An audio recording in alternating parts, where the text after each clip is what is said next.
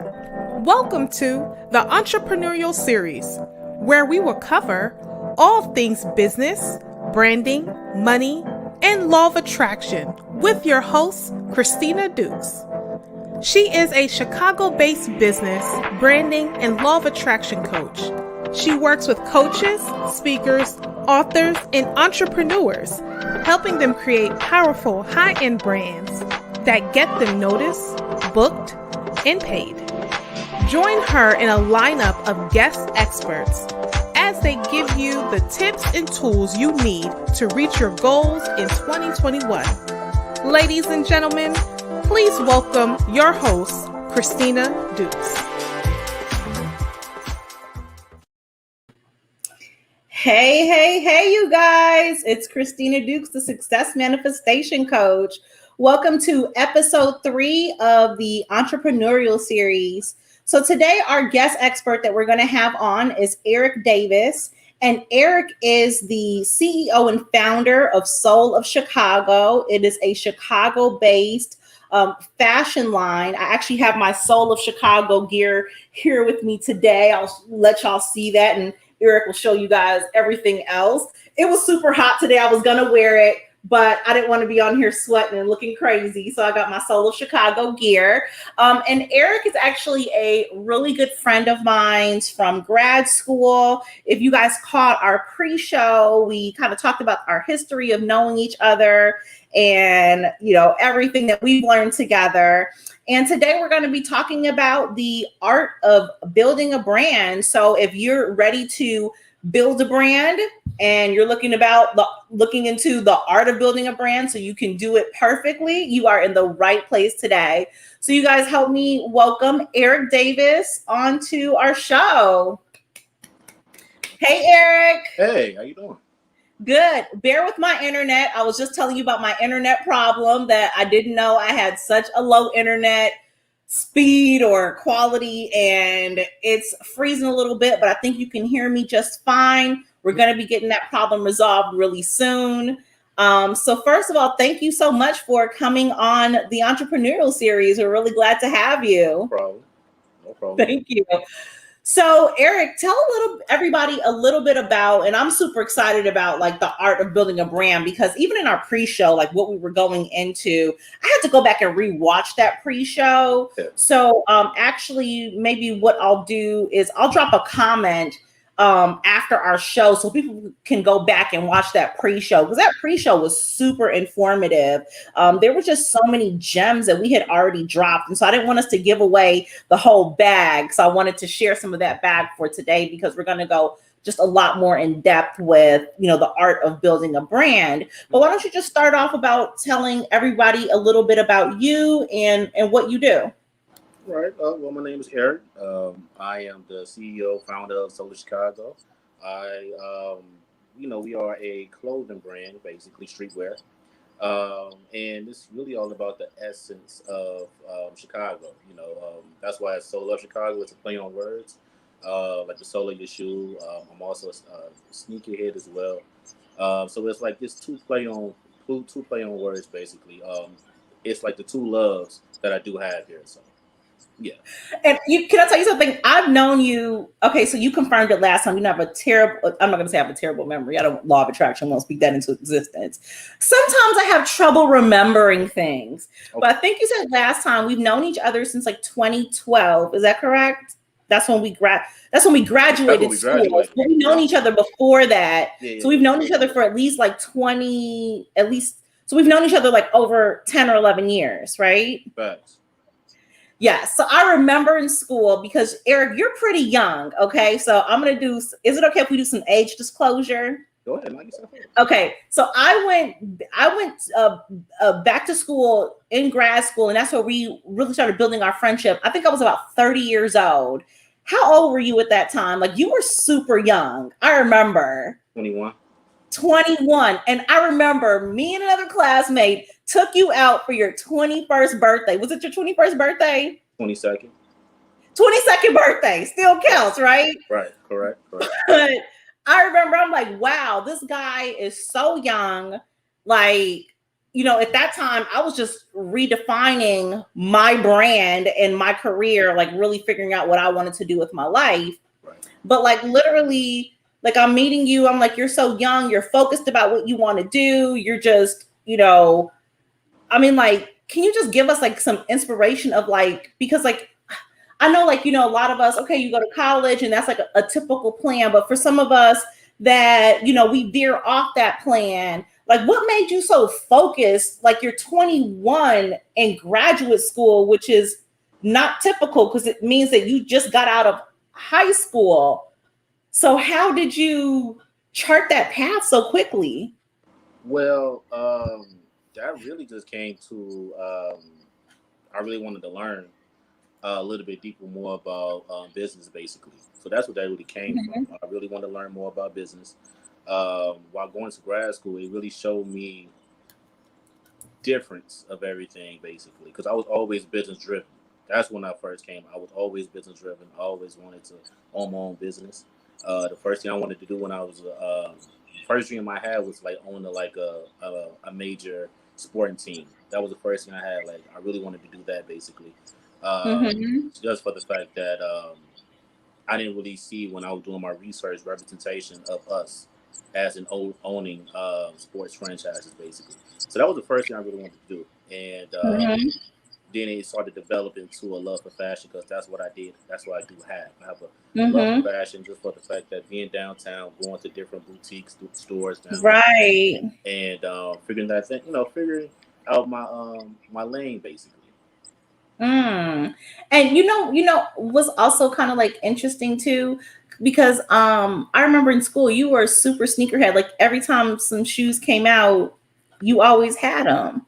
So like one thing that people could always say about you, you always had like clean sneakers and stuff like that. So it's interesting because that has always been like your passion. And I just want to first say I love your drive. I love the fact that to be such a young person and be so focused on your goals and dreams, it is so inspiring to see because it took me so long to figure that out. And for you to be so young and figure it out, like they say, the one thing we can never get back in life is time. Yeah. And I just completely want to say I'm very proud of you and, just at least say that because I'm about to tear up because I'm like, wow, you're just so focused. I didn't even realize you were 21 years old in graduate school. Yeah. That's not normal.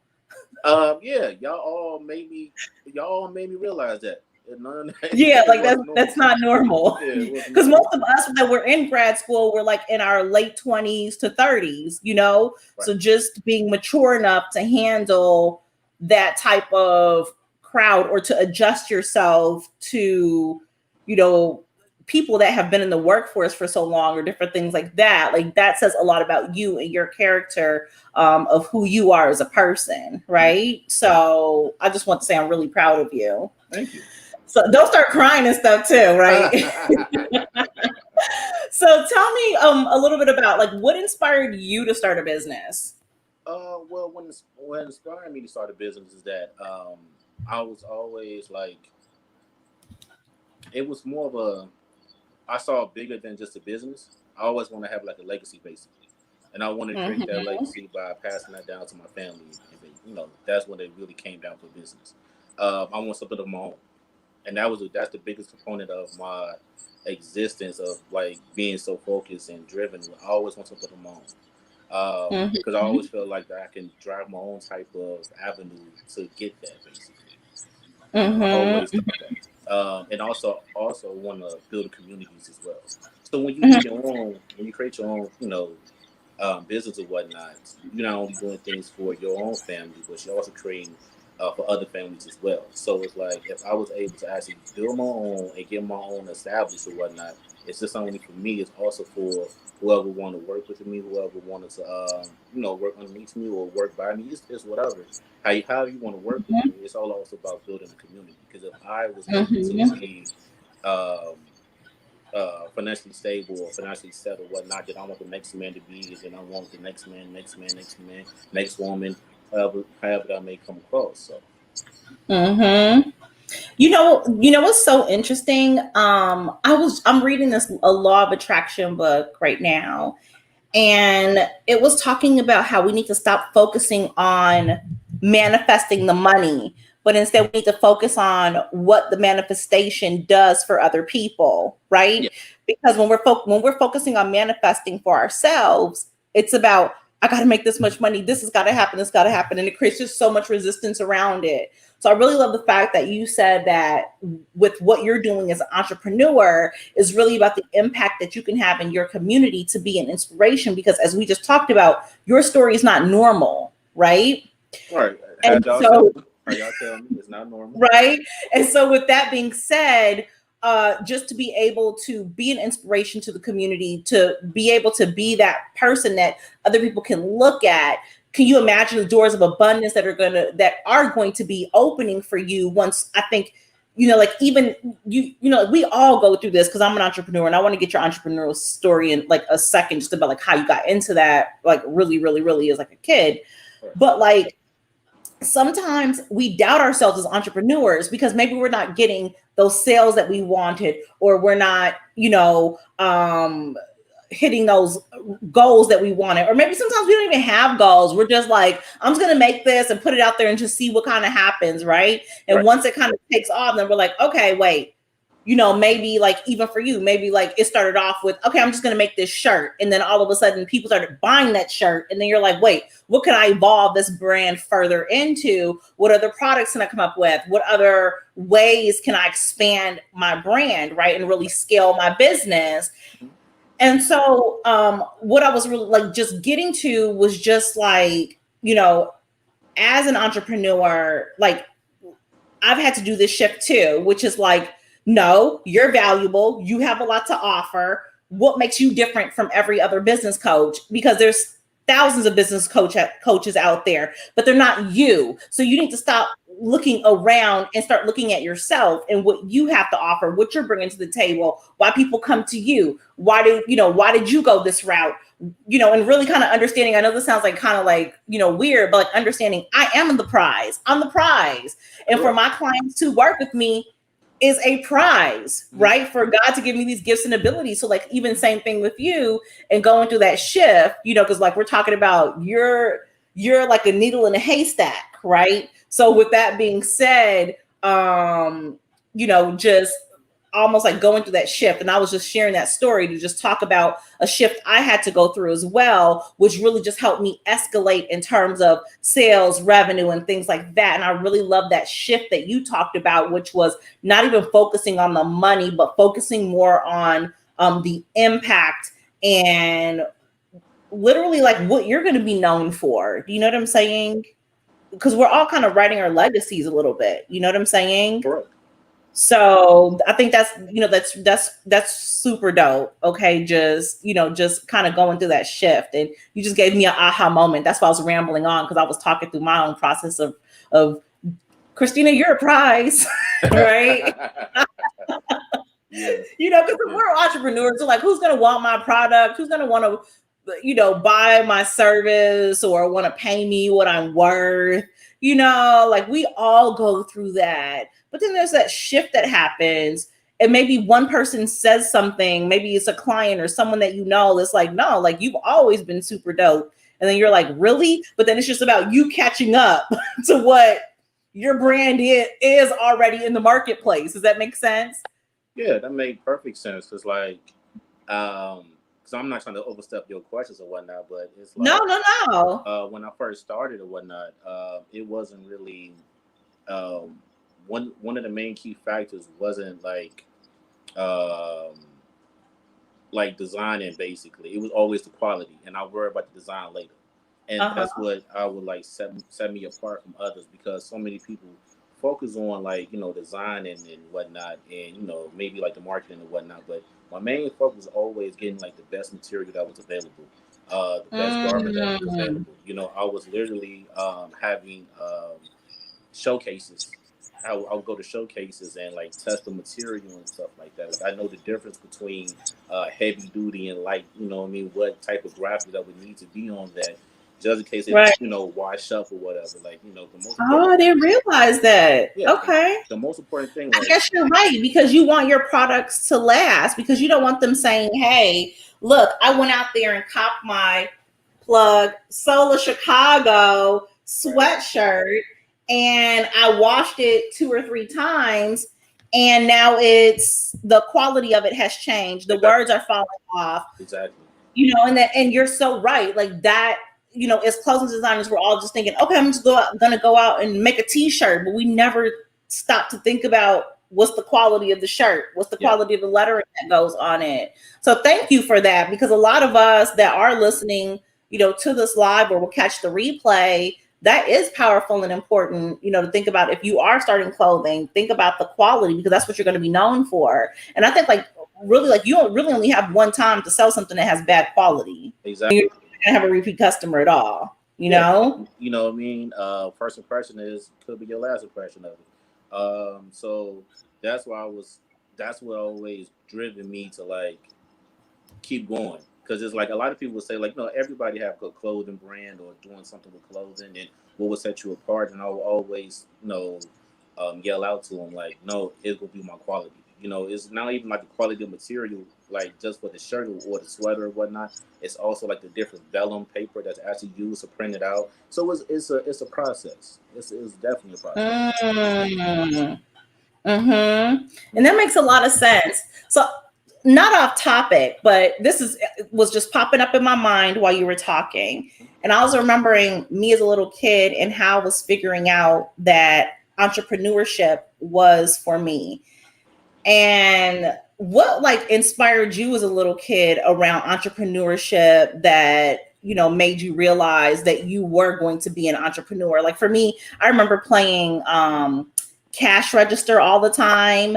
And then I really loved the word business because it was like busyness. I used to break it down and it was kind of cool. But, like, for you, what was, like, your pinnacle moment, or, like, what you can remember as a kid, growing up, that now in hindsight, you're like, oh, I was going to be an entrepreneur?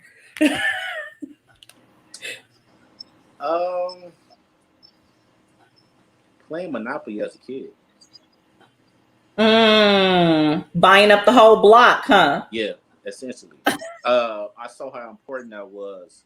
You know what I mean? I saw really how important that was to actually own a lot of things.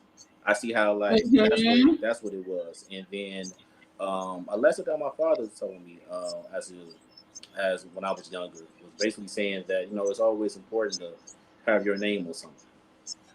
It's always important to have your name. So that's stuff for me. Because, like, researching different businesses and whatnot, they always make sure that their name is somewhere near that business. And I always so. That's interesting, because, like, my dad was an entrepreneur, and he passed on when I was super young.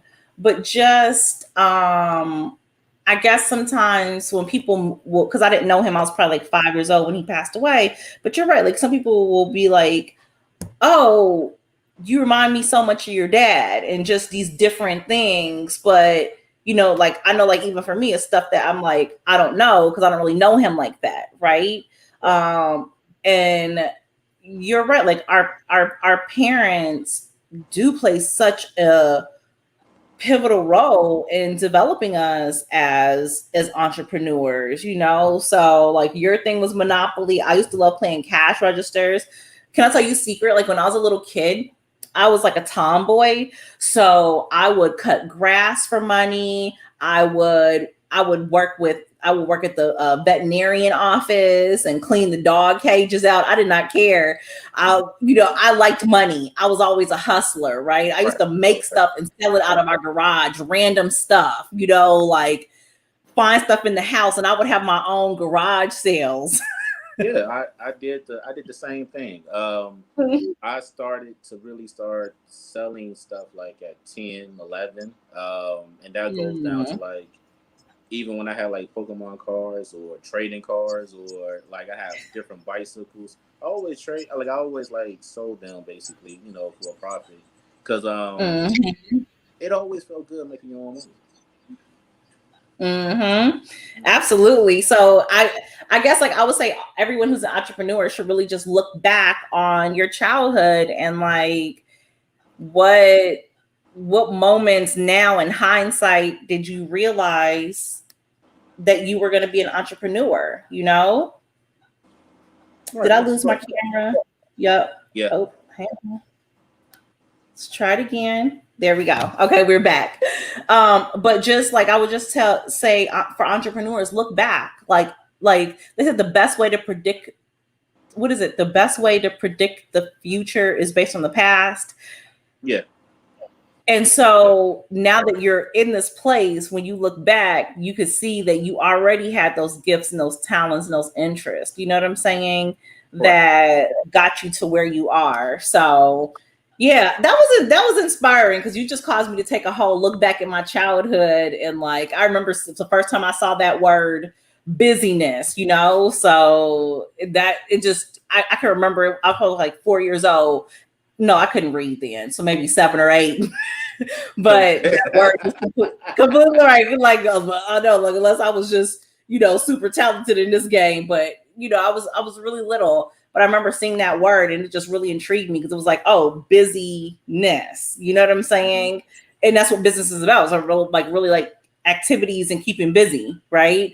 And things that encompass what a business is made up of. Is these different components, you know what I'm saying? So that's leading me into my next question, which is what do you think, because I know like you have your MBA, we both share MBAs, and I think I don't know if you went for the second one they were offering, but I did did you get it? No, I didn't get it. The second master's was like $100. I know, but what happened was that I was too exhausted from the first one, and I was like, okay. I went ahead into the second master's because I said, I can't for $100. They approached me like at graduation. They literally approached me at graduation. Like I didn't even get my diploma yet. So it's like, hey, let me have a moment to just. Right. Yeah. I went ahead and did it. You know what? Because I was late in the game. I'm like, I started thinking about what else, and I want to obviously go on and do my doctorate, but it's in it's in theology and religion, so it's a bit of a different field. But that's more of a passion project, and maybe one day I'll go back to law school because I like to argue. So we'll just see what happens with all that. But what's your take on what is the importance of education when starting a business? Because you don't necessarily need it, because there's a lot of people who are successful entrepreneurs that end up hiring who didn't finish college, and they hire people who did go to college to help them build and grow their businesses. But like for you as an entrepreneur, what do you feel like the importance is? Well, it's everything is what you just stated right then and there. That's cool too. But you need to know like some type of information or what they actually doing, because you can easily hire the people and then that'd be the wrong person for your growth of your business. Just because they went to school for it don't necessarily mean that they're the perfect fit for your business. But as for like getting an education for everything, you need to know a lot of information when it comes down to it. You can't lack anything basically. It might be certain thing that you like, but you can't like the gist of it basically. Right. For the fact that me learning about the different material that you would need to use to actually have your clothes be a higher quality basically, or the different graphics that you would actually need for it can actually stay on the fabric, or how many washes that you would actually determine to actually when your clothes will actually fade. Like I could give you that information. That's just based off the education that I looked out for. I try to actually understand that, just for the fact that I need to be one with my clothing. I need to be one with my brand, because without that, how would the people actually understand me? Not only that, taking me serious basically, because I don't want to just throw something out there. So education is very important. Yeah. Yeah, and then some of the stuff is we need to like go out and outsource that, because a lot of the stuff like going to school, we wasn't really told the skills and actually being an entrepreneur. It was really taught us the skills to be like a worker. and it to be a good work at that. But it wasn't really teaching us how to branch out to do our own business, basically. You know, Mm-hmm. and I realized that it was a vital part to actually understand to the knowledge of the different intricacies of business and whatnot. But actually trying to do it for yourself, that's a whole different thing. Mm-hmm. And that's so powerful that you said that, because a lot of times with my clients, if they're not as business savvy or different things, I always advise them to take a business class or hire someone that has gone to business school so you can kind of really understand what's going on. That's why celebrities have managers and different people to help manage them, right? And so even a lot of times with the managers they hire, they didn't go to school. I'm not saying you have to necessarily go to school, but just to have, I think sometimes the education piece brings in that trustworthiness, because you also see that person has invested in themselves and they have gone through that path of going to school, finishing school, because it's not easy, right? And like I meet with a lot of people who are like, no, I don't need to learn anything about business. I'm doing hair. Or I don't need to learn anything about business. I'm trying to do this other thing. And as it begins growing, now they have to finally start thinking about, oh shoot, what's in a business plan? What is this? What is this? I got to get funding. How do I seek that funding out? Like just these different aspects of what actually go into a business. And so I also want to say for those of you, you don't have to go out and spend $100,000 on a master's degree. That's not what I'm telling you. Or, go out and spend, a lot of money on going to school if that's not your path. But like the SBA has plenty of programs, or start working with people that do have business degrees or know something about business to kind of help you through that path. And especially the people who you're going out and looking for, to help you build and grow your businesses, make sure that they're running a successful business, that, that they're implementing those principles and modalities into their own business and how it's run, right? Right. So real quick, Eric, because we didn't talk about this for those people who don't know what a brand is, right? So this is my take on what a brand is. So for me, a brand is the perception of a product and service in the marketplace. What's your take on what's a brand? Well, you nailed it right there. It's all about perception. To me, that's just the overall about your brand, basically. What do people perceive about your brand? And Right. people need to realize when you start a business, it's not always about just your brand, because I am a brand. You are a brand. Just your name alone is a brand. And then if you want to continuate that with a business, then your business is also a brand. Your name, as what your mom gave you, your dad gave you, whoever gave you, and then the business that you also making is two different entities within that self. And So that's so true, because you know what? Even our last name is a brand, because like your last name is Davis. I'm sure there was the first Davis person, right? And everybody who came from his tribe or was part of his family was named Davis, right? Or my last name is Dukes. So I'm sure somewhere down the road there was Dukes number one, right? And it probably came from someone named Duke. And then it was like, these are Duke's children or something. And then that's where the last, because no one was born with a first name and last name. Like, where did that come from? You know what I'm saying?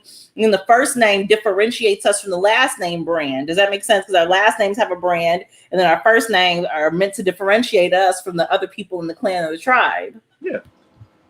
Yeah. Okay. See, that was dope.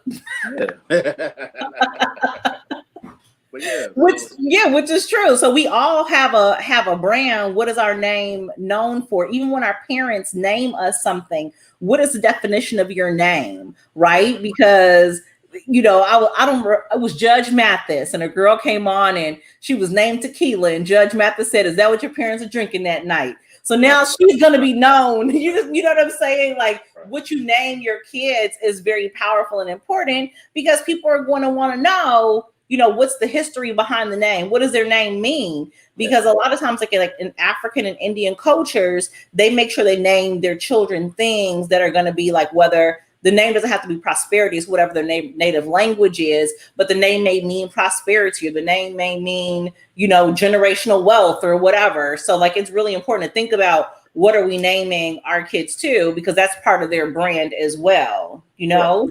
It's not just about it being cute, but it's about, what does it actually mean, right? Mm-hmm. So, definition of a brand, we're on the same page with that, right? Definitely. Yeah.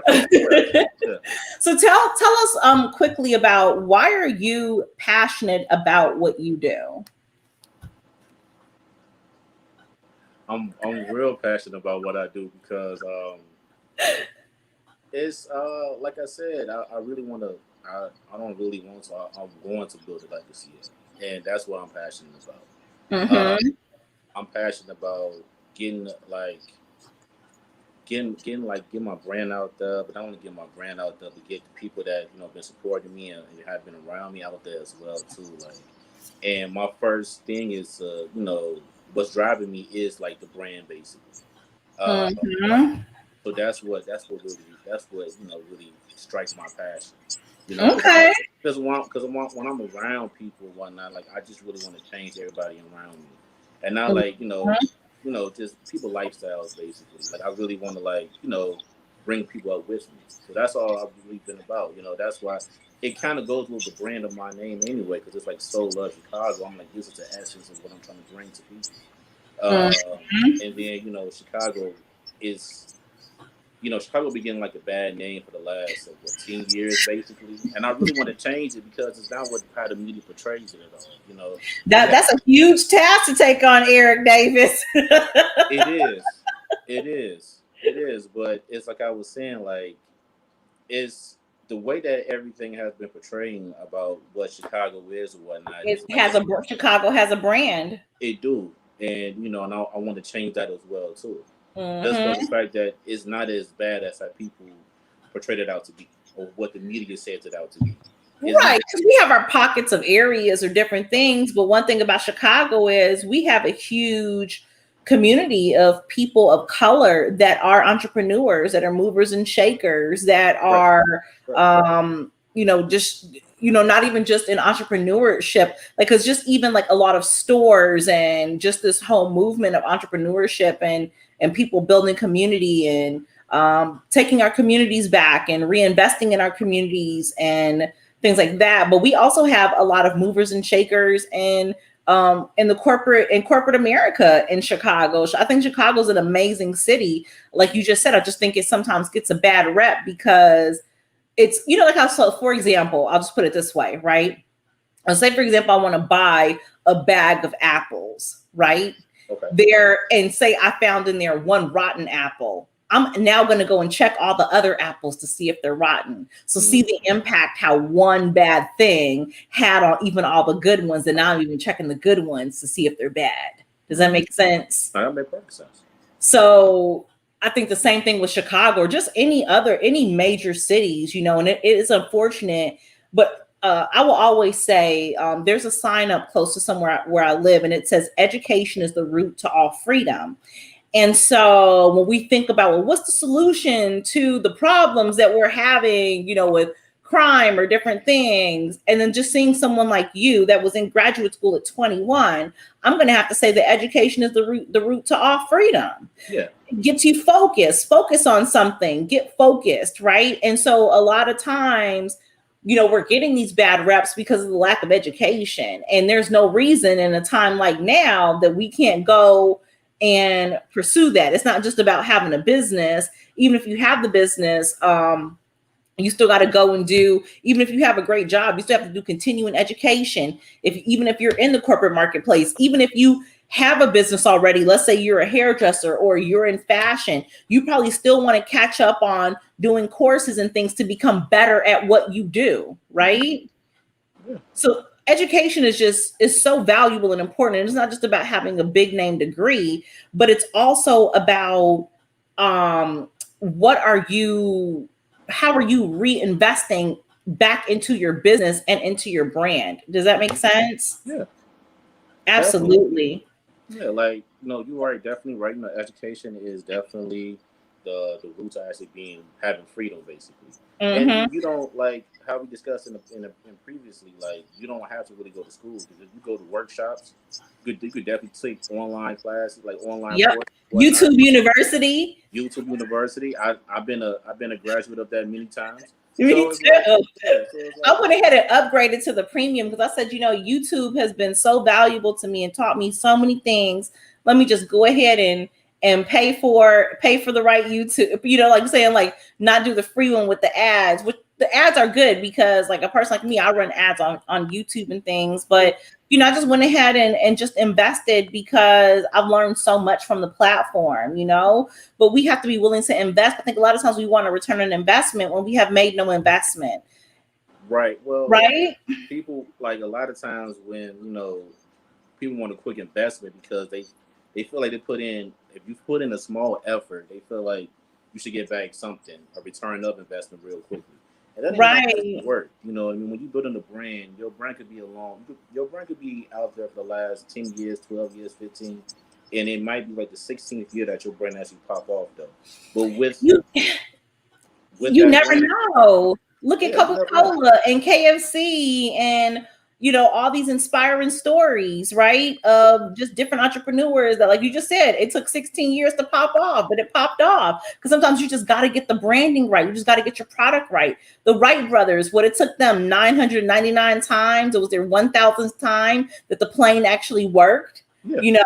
So imagine if they gave up on the first time. I always say entrepreneurship is like being a baby. When a baby wants to learn how to walk and it's crawling and it gets up and it falls, it may be cry for a minute, but as a baby's gonna sit there and be like, you know what, this walking thing is just not for me. I give up. Now he's 35 and he's never walked because at one time he fell. Well, we literally can't be like, um, we gotta embrace the fall. Mm-hmm. We gotta embrace the fall. Embrace the fall. And even if you fail, failing is a part of successful entrepreneurship. Okay. Even my girl Beyonce, remember she first came out with her line Dairy on jeans? That didn't go so well, but now she's selling out Ivy Park in 60 seconds, right? Yeah. So sometimes it's not about failure. Like failing is good because you learn what the market wants from your brand and what they don't want. And sometimes they're not ready to receive that from your brand right now. Right. Yeah. And so like you take a person like Rihanna, we're begging her for music. Right. And that's what she wants because you're now like she's pursued her passion projects and now she's into makeup and lingerie and clothing and pursuing all these other projects to the point where y'all are begging her for money. And even you take like someone like Kanye West, he just had a whole album release party where he didn't play any music and people just stood there watching him vibe out to his own album for 2 hours, and to the extent where someone was selling air from the concert for $3,000. Well, because the people that you naming, they perception is already bigger than life. So don't you want to be part of that life? Yes, and that's exactly. So I guess like in a way, mystery is important because people are begging them for things, right? And then like they're begging them for music. So when Rihanna does come out with her next album, obviously it's going to sell out, right? Because people have been begging her for this, it's going right? to sell out because she made, since we're talking about Rihanna, she made a way that the people miss her, but also still see her. And that's a rarity when it comes down to building the brand. So for so many people, when you build a brand, it's like, I want you to always like see my brand. Because sometimes in order to get more followers or get more people to draw attention to your brand, you need to go sometimes. And when you go, that's when more people can start getting attracted. More people that's why I always tell people it's okay to take a vacation and a break. You don't have to go live all the time because, I know one thing, like as a personal brand, you can experience burnout. And so people are like, well, the Entrepreneurial Series, why aren't you doing it every week? No, I do it once a month. Well, why? No, this is what we do because I know the burnout. I know that I have structured my calendars in ways where there's certain days I just don't work. It's just I can choose to work on that day if I want to, but like having that freedom and flexibility. This is my business. I'm not going to let an idea I have run me into the ground. It's my idea. Yeah, correct. You know, and No, so then you that's can't even you can't pour from an empty cup. So even like being a person that, has to go on video or different things, how can I pour into you when I haven't poured into myself? When I haven't taken a break, you could see the burnout in me. I'm just so desperate, to show up. Now, if I'm an overflow of abundance and I feel like going live and do different things, I will. But at the end of the day, you have to also understand that people can get drained. And, who says that I'm sensitive about my ish? I think Erica Badu or something. And when you are putting a product out there, no one's saying anything or doing anything, it can cause you to kind of go through that moment of like, wait, am I doing the right thing? Maybe no one likes this. Maybe I should just give up on this. And so then you kind of have to like mentally regroup yourself to get back out there, right? Yeah, because it's easier to give up than to try again, basically. It is. It's easier to give up. But I know there are people who are like, oh, I don't even know what you started that business for anyway. Come on down here with us and, just hang out. So well, because, if you're around individuals that don't see like, skies as a limit, or, it's greater things out here in the world, then, once you do try attempts and then you fail, they're gonna want you back around them, because you might as like you tried it at that's not you. You know what I mean? That's not us. You know what I mean? So you'll get a lot of more people that will group you into, wants you to fail than actually succeed. Because a lot of people don't want to, do more in life. Right. So, absolutely. So my next question is kind of a two-part question. So I also want you to show us like a little bit of your gear. I can see it behind you. But just talk to us a little bit about what caused you to take a leap of faith and build Soul of Chicago. And I know you talked a little bit about it before, but what does Soul of Chicago like really represent? What should it represent to your audience, and what caused you to take a leap of faith and build this company? Okay. What taking me a leap of faith is I went, like I was saying earlier, that I went to different boutique stores.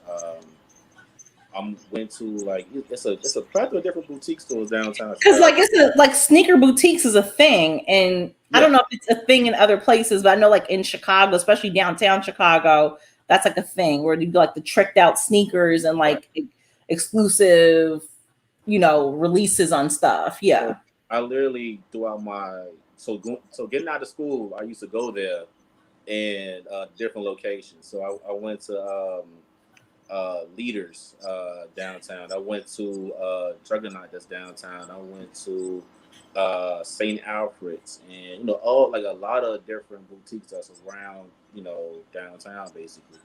And what made me take a leap of faith is that when I went there, I really didn't like. There are brands that represent Chicago, but they not really represent Chicago. Like there's no Chicago within it. Basically, it could be like you could slap it anywhere basically. And looking into it, like I went there and I saw like brands from like California that say, oh, they got the California Bear on it. Got California, okay. Then you got New York with the Statue of Liberty on it. Then like it was so many other brands that would have the representation of where they was from, and it wasn't really that here. And I was like, let's do that. Let's do that.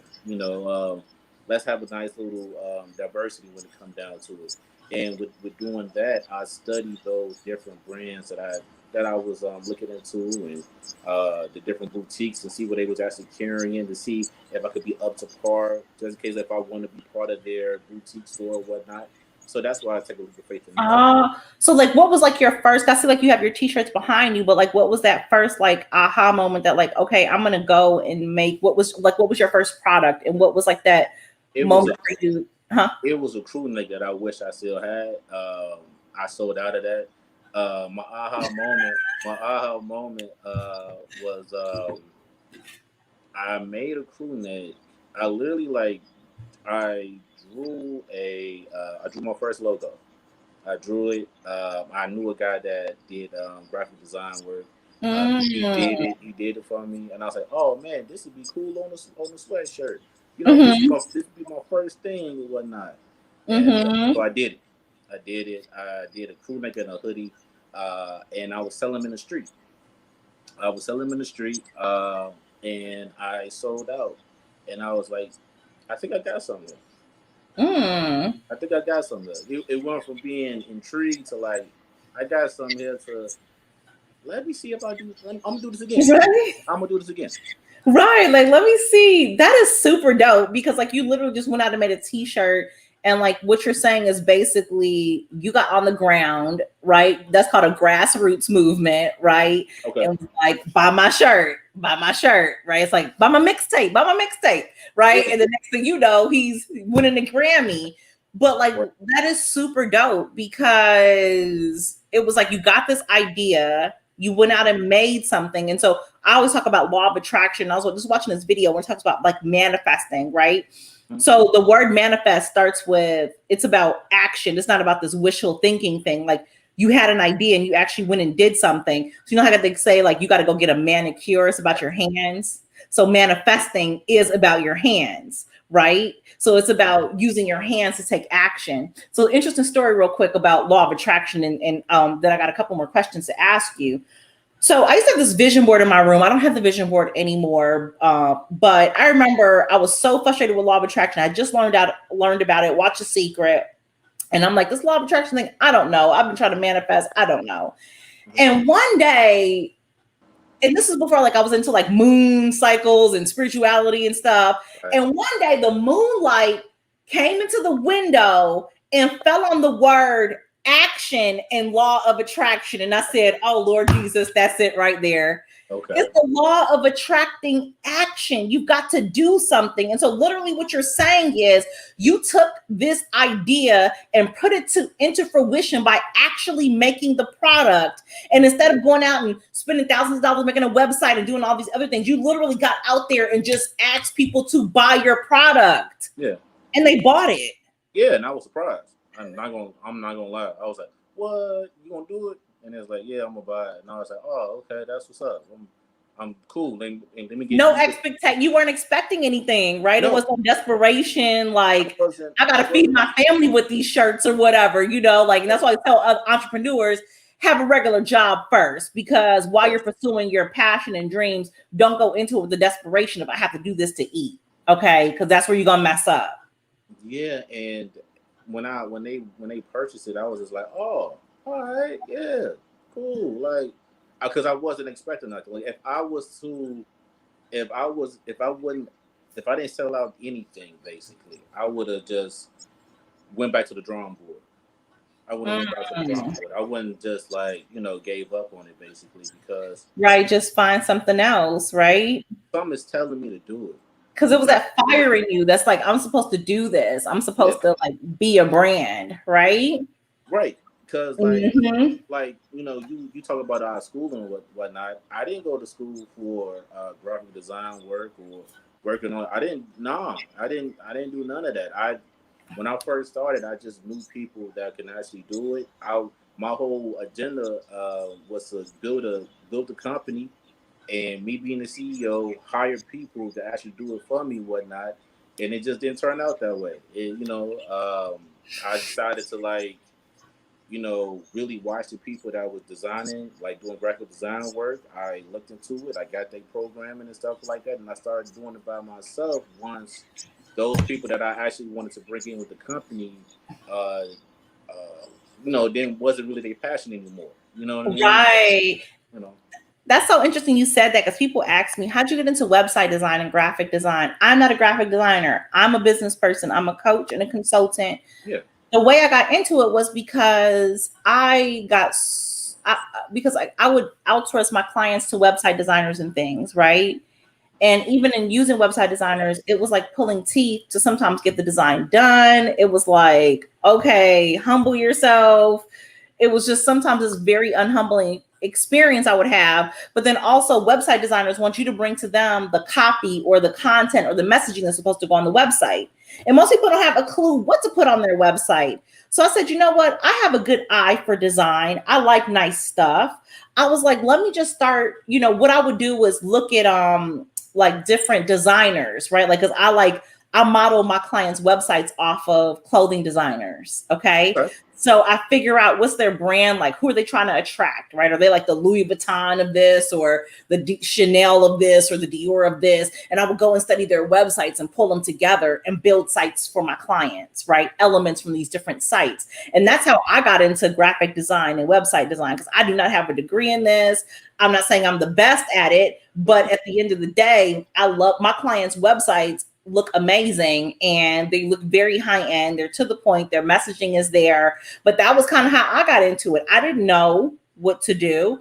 I just got so frustrated in dealing with and trying to convey this vision that was in my mind to other people to give it back to me, that almost it was like God just literally said, why don't you just go ahead and start designing websites and just doing it? And then I did it, and it worked.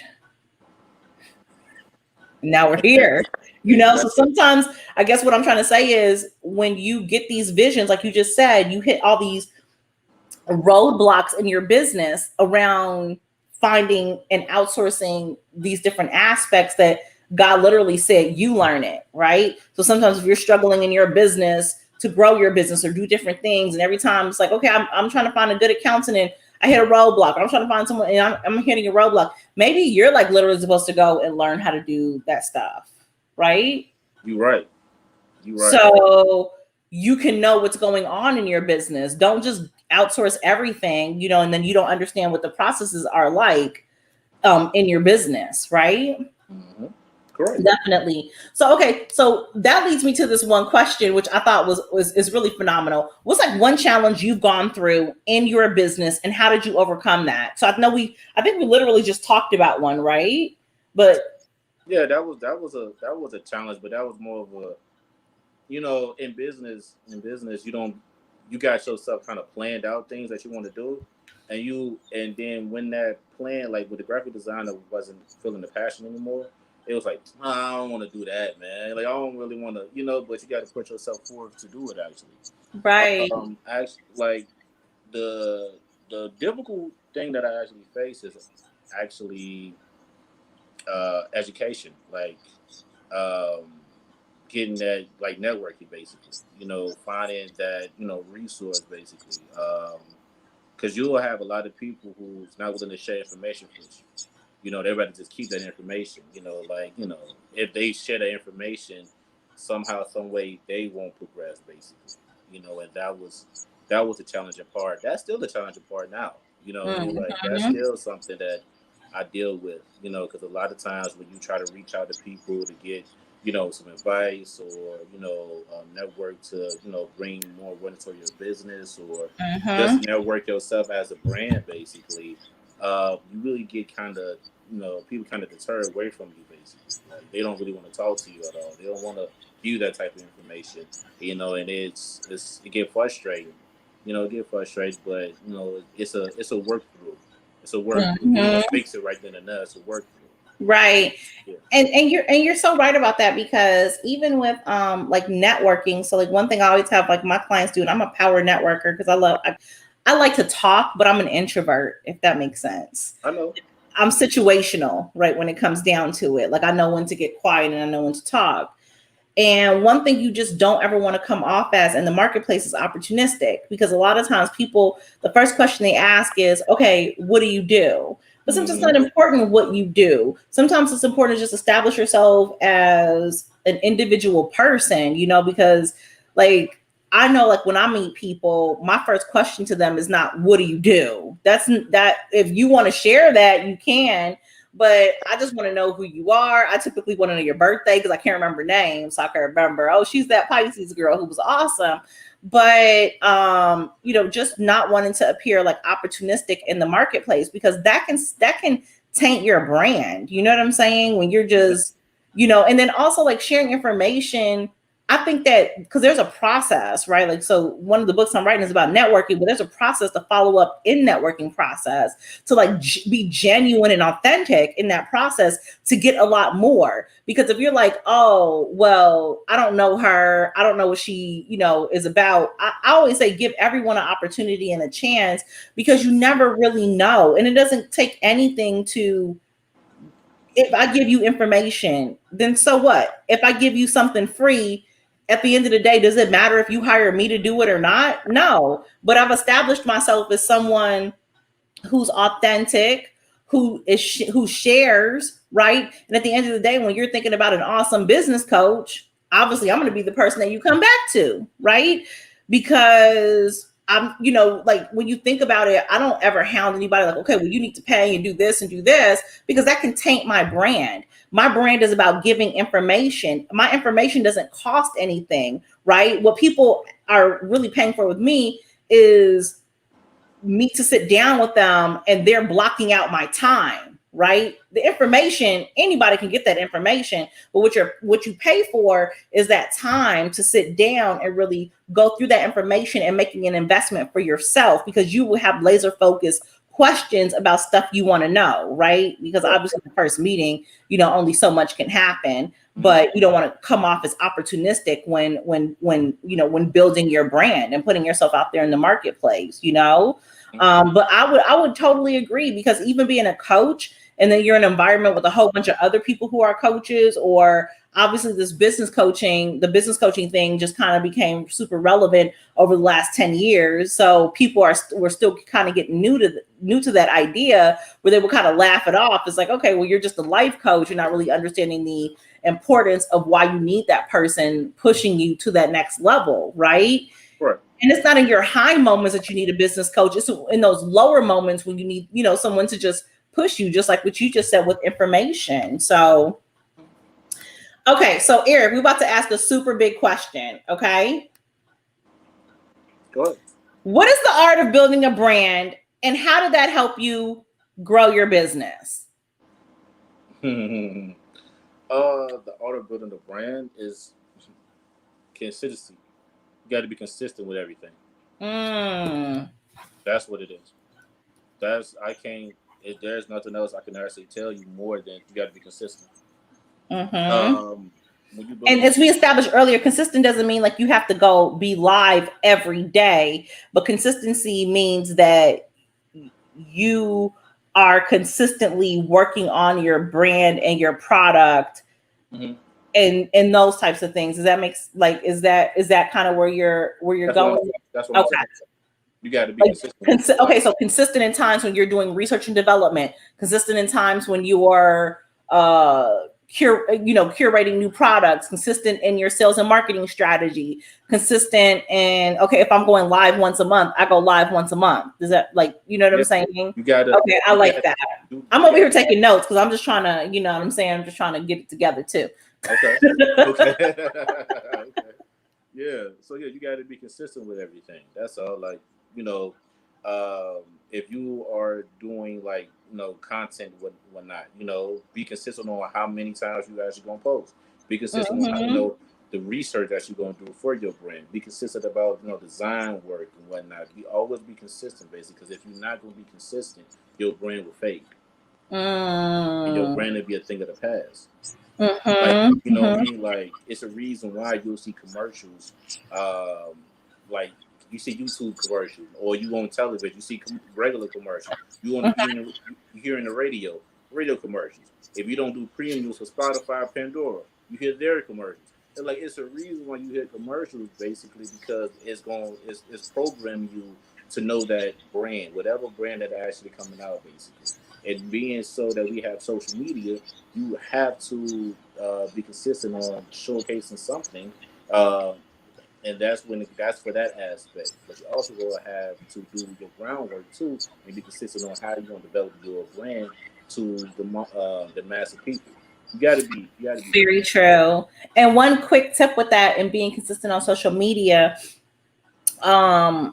is that there's apps, scheduling apps and different things that you can use to outsource some of the your schedules and posting. And I don't think you have to be honest, in my opinion, I don't think you have to post every day on social media. I think that's highly overrated. I don't think you have to. But do you need to post a couple times a week? Definitely. But use one of the scheduling apps.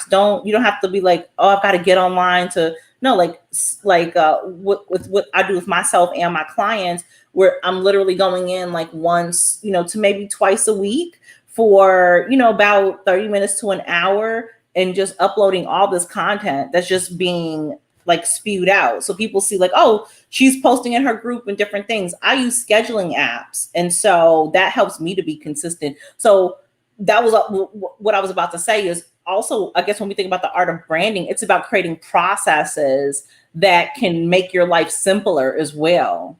Yeah. Your brand doesn't have to be all stressful. No, you know what I mean? And then the aspect of like social media, the reason I kind of jammed that in to be like, you got to be consistent there is that the more content that you do create on that, the more Googleable, the more, you could be on Google basically. You know what I mean? Like, Right, because when you click images, more of your stuff comes up. So what does that stuff look like, right? Are your graphics on point? Those just different types of things. Like you're so right about that. Like be consistent, but you don't have to be overwhelmed because as entrepreneurs, our job is to be creative, right? Not to be getting all frustrated with posting online all day. You're like, you should be thinking about what's my next shirt design versus, oh my God, did I post on social media today? Like, so outsource some of the processes because processes equal profits, because these are the things you spend 30 minutes to an hour uploading all this content and it's being flushed out while you can then go be creative or take that bath or get yourself together, right? Or, just do those other aspects of what a brand is. A brand is not just about showing up all the time in, one avenue. It's about having everything flowing in a simple way so that you can really focus on your creative process, right? yeah. I think they were saying like Beyonce takes about 18 months to go through her process of like planning an album and concert tour or something like that. And it's like these, like, even for the Emmys, like they'll be practicing for like 6 months for what, a 2-3 minute performance. Mm-hmm. You Correct. know what I'm saying? Yeah, like for like even for me, for instance, like I do, yeah, I do social media. I come up with my own content, the marketing things for social media and whatnot. But even like for like stock photos for photography for the brand or whatnot, I create storyboards. I create storyboards on how I want the product to be displayed, or if I'm Mm-hmm. doing it inside the studio or outside. You know me, if it's real life environments, basically how everything will look, how I want the logo to look on the photo, basically. So I come up with different ways to to get that creative process going, basically. Absolutely. I love it. So Eric, I just first want to thank you so much for coming on our show today. Like, we dropped some gems. I'm actually going to go back and rewatch this because just a lot of the things that you said were just so motivating, just in terms of being an entrepreneur. And so, like, even for me, I'm never too old to learn. I'm never too egotistical to be a student, and a lot of the things that you did share are things I do want to kind of go back and look at in my own brand and look at and how, what my perception in the world looks like. I think we talked about last time, even if you're not wanting to go in entrepreneurship and you're just wanting to go into corporate, they're even looking at your social media pages Yeah, and looking at how you like how you're perceived in the marketplace, and are you a good representation to be affiliated with their organization. And so I want to go back and take a deeper look at Christina and look at Christina as a brand and look at how my perception is in the marketplace. And I'm never too big to do readjustments. You know what I'm saying? you're never too big to reinvent yourself. No, you know what I'm saying? So man, this has been super powerful. So Eric, I know your shirts are behind you. I don't know if you want to show us a couple of your products, or if you want to let us see some of those, Yeah. or if you could just like maybe give us your website or something, let Well, us know. the Yeah. web the website is www.solarchicago.net. Okay, I'm pop that in there. Okay. And then we also have a sale going on, 40% off the entire store. Just use the promo code SOUL, all capital, all capital. Then put 40 with the for the 40% basically. Um, and for checkout. Tell your friends. And yeah, so like behind me, I got Uh-huh. t-shirts that I do have. That's super cute. It's got the Harvard color. It's like the Yale color. Yeah, The wine. like Yep. I like it. I like the yeah, wording. yeah. So we got that, and then I also got jackets and stuff like that too. Okay, and you know I Uh, got my. I was gonna wear mine, but it was like so hot. I gotta cop the t-shirt because all I have is my Soul of Chicago sweatshirt, and I bought this myself, y'all. This wasn't no freebie. Okay. yeah, and then like um, I I wanted to also wear it, but it was so hot. I was like, oh, I'm gonna pass out. I still got like hats and whatnot too as well. I still got Oh, a hat. dope. Yeah, I still got hats and stuff. Okay, the beanies. I like Yeah, it. and then yeah, more. Um, I also have how can I say joggers as well. Oh, cool. To go with my sweatshirt for the gym. Joggers as well. Okay. Yeah. So I yeah, love it. yeah, and then I also have another collection as well. That I came out with not too long ago, called Child of Chicago as well too. That is for the Tigers that's actually right behind me, the redwood. That's Child of Chicago. Um, Okay, I gotta and that, cop that one too. yeah, and that's all. That's all about embracing the child that within us, basically. Because no matter if you live here or you was you moved here or whatnot, we all a child of Chicago, basically. So Hmm. that's what that really stands from. That's what's up. Well, Eric, thank you so much for coming on and hanging out with us at the Entrepreneurial Series. And you guys, if you have questions, you can visit us online at www.christinadukes.com. We have all of our previous episodes there. And if you have questions for Eric, you can always shoot me a message. I'll forward that over to him. But just make sure to go and check out his website and support him. I mean, like I said, I met him in grad school. He was 21 years old. Okay, I was a 30-year-old woman. We connected and we became friends. We've been friends for over 10 years, right? Over 10 years. And just the environment in which we met, and just with what he's doing, I just had to absolutely support him. And so you guys head over and just support him too. And I mean, his merchandise is off the chain, so we can always use a good hoodie and represent Chicago. Okay. Okay. Well, Eric, again, thank you so much. And you guys, hey, hit us up on episode 4 of the Entrepreneurial Series. Can't wait for y'all to come and check that out. And we will see y'all when we see y'all. Thank you again, Eric. Have a great day, y'all. Bye.